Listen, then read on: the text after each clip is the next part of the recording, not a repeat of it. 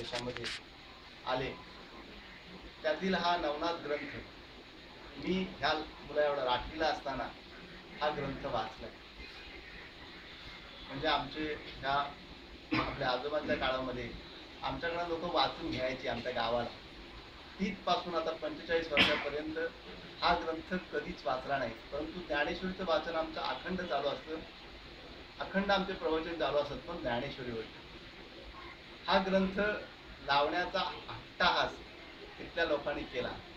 2-3 ग्रंथांची नावं सांगत ती रामायण, महाभारत, हरिविजय, पांडव प्रताप. पण लोकांची इच्छा झाली की इथं नाथांचं मंदिर आहे आणि आपण हा ग्रंथ लावू. ठीक आहे म्हटलं, तो लावू. परंतु त्या ग्रंथाची भाषा मालू कवींची असल्यामुळे त्यावेळेच्या काळानुसार खूप कठीण शब्द आहेत, थोडेसे संस्कृत आहेत, थोडेसे मराठी आहेत. ती भाषा आपल्याला अवगत नाही. जसं आपण हरिविजय, पांडव प्रताप किंवा रामायण सहज गोष्टी त्या मुखोद्गत असल्यामुळे त्या येतात, तशा ह्या गोष्टी त्यातला अर्थ कळत नाही म्हणून आपण 2 प्रकारचे ग्रंथ इथे आणले. एक अर्थरूपाने आणलंय आणि एक ग्रंथरूपाने आणलंय. आणि ह्याचा अर्थ आपल्याला सांगता येणार नाही, म्हणून आपण पहिल्यांदा हा ग्रंथ वाचू. कारण आपल्याकडं रोजच 1च तास मिळणार आहे आणि यामध्ये जवळजवळ 42-43 अध्याय आहेत आणि या महिन्याभरात ते पूर्ण करायचे आहेत. त्यामुळे त्या कारणाने आपण जेवढ्या होईल तेवढं 1 तासामध्ये वाचून त्याचा भावार्थ सांगण्याचा प्रयत्न करू. खरं तर आपण कोण काय फार महाराज नाही, मोठे फार बुद्धिमान प्राणी नाही. ज्ञानेश्वरीवरती बोलू शकतो एका ओळीवरती आपण 1 तासभर. ह्या ग्रंथाची ही कथा आहे आणि या कथेरूपाने ते बोलावं लागतं. त्यात ते ज्ञान नाही जे ज्ञानेश्वरीमध्ये आहे. जे ज्ञानेश्वरीमध्ये आहे ते ह्यात नाही. प्रत्येकाची गोष्टी रूपाने माणसाच्या जीवनाशी संबंधित ते सगळे ग्रंथ आहेत. आणि लहान वयात जी बालकं जी आज इथं बसलेत, ही आणखी 20 वर्षांनी चमत्कार झालेला दिसेल की ही मुलं कुठे असतील. काही नाही कळत त्या मुलांना, परंतु देव रूपाने त्यामध्ये एक शक्ती आहे त्या मुलांमध्ये आणि ही 10-20 वर्षाने ह्यातून ती जागृत होईल.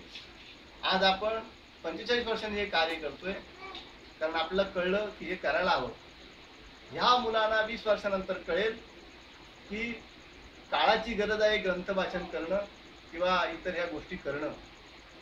सगळ्या व्हॉट्सअप आणि इंटरनेटने आपल्याला थोडीशी माहिती मिळते, परंतु त्यात आपल्या मनाचे विचार घुसवलेले असतात. ते खरं काही नसतं.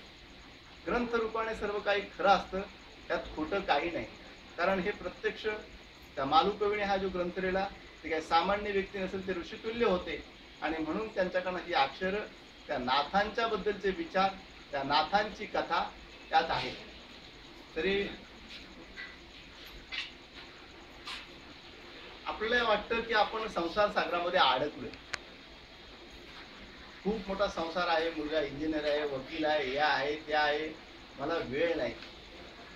पण आज या महाराजांनी, आमच्या ठाणेकर महाराजांनी ह्या सगळ्या लोकांना हाताशी धरून हे गतवैभव या मंदिराला गेली 40 वर्षाचं प्राप्त करून दिलं.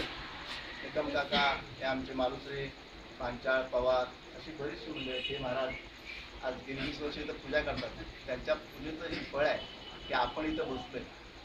आपल्यासारख्या लेकरांना या दत्त महाराजांनी इथं सर्वांना एकत्र आणलं आणि हे ज्ञान आज आपल्याला मिळणार आहे. आता ते कसं प्रत्येकाने घ्यायचं आहे ते आपण ठरवायचं आहे. कोण अडकला नाही. आपल्याला वाटतं आपण अडकलोय. आपण कुठेही अडकलो नाही, कुणी कोणाला बद्ध करून ठेवलं नाही. मुळीच मुख्य नाही बद्धता, ते तर कैची आरळी मुक्तता. न करिताची चोरू चोरू म्हणे राजद्वारे, मग मारली लहान चोरी तैशा परिजनता. एखादा माणूस म्हणतो मी अडकलोय. एकदा एक गोष्ट सांगतो तुम्हाला. एका राजाच्या घरी चोरी झाली. राणीचा हार चोरी झालेला. आता राणीचा हार चोरणारा माणूस काही सामान्य नसणार. राजा म्हणाला माझ्या महालात येऊन तो पण राणीचा न्हाणीघरातून तो हार चोरी होतो, म्हणजे तो चोर काही सामान्य नसेल. मग राजाच्या प्रधानाने युक्ती सुचवली. महाराज म्हणे असं करा, हा चोर आपल्याच राजवाड्यातला असेल आणि तो फार बुद्धिमान प्राणी असेल. फलक लावा जागोजागी, जसे आज लागलेत ना महाराजांचं प्रवचन आहे, हे आहे ते, असे प्रवचन ते लावले त्यांनी फलक, की ज्या कोणी व्यक्तीने ही चोरी केली असेल त्याला अर्ध राज्य बक्षीस दिलं जाईल. लावल्यावरती एक माझ्यासारखा असा सदरा लेंगा घातला माणूस, काय त्यांनी चोरी नव्हती केली, त्याला वाटलं अर्ध राज्य मिळतं ना, म्हटलं 12 वाजता चौकामध्ये यायचं, त्याला अर्ध राज्य बक्षीस द्या, असं लावलं.